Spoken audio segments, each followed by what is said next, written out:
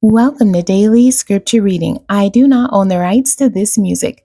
Genesis chapter 50, beginning at verse 1 and ending at verse 14. This is the New King James Version. Then Joseph fell on his father's face and wept over him and kissed him.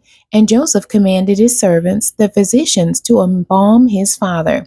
So the physicians embalmed Israel. 40 days were required for him, for such are the days required for those who are embalmed. And the Egyptians mourned for him 70 days. Now when the days of his mourning were past, Joseph spoke to the household of Pharaoh, saying, If now I have found favor in your eyes, please speak in the hearing of Pharaoh, saying, My father made me swear, saying, Behold, I am dying. In my grave which I dug for myself in the land of Canaan, there you shall bury me. Now therefore, please let me go up and bury my father, and I will come back.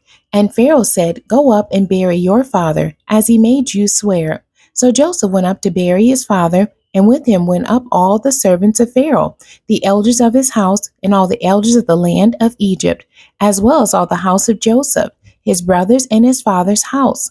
Only their little ones, their flocks, and their herds, they left in the land of Goshen. And there went up with him both chariots and horsemen, and it was a very great gathering. Then they came to the threshing floor of Atad, which is beyond the Jordan, and they mourned there with a great and very solemn lamentation. He observed 7 days of mourning for his father.